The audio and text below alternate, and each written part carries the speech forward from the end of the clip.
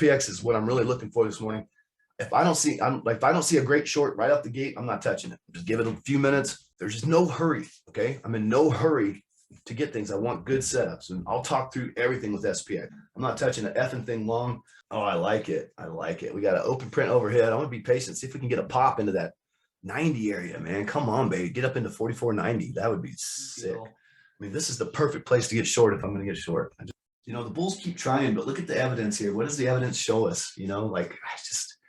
We're just consolidating for the next leg down, right?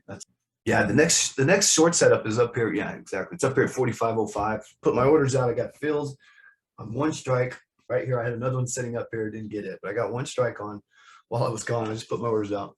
Nice on the puts again. So I'm going to take some profits into 70 here. Nice 10-point move there. 5 points at least, baby. 6. There we go. Hell yeah. Let's go, baby. Let's go. Get up there. At the end of this 5-minute candle, I want to take some profits. Even though I still think it can keep going, but we're getting really close to my target. So if we can set a new low here, I'm going to take profits no matter what. If we can just flush down into this new low, I want to take some profits here. If they run this up right now, I'm going to take a sweet ad up here. 44.70. What's order filled? Yeah, baby, got that fill. Let's go. We should get that dump down into 50 now from here.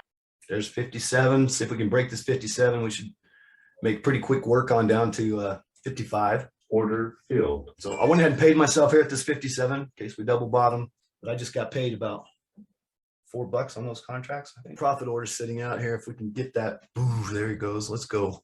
Order filled. All right, profit taken there into the 50.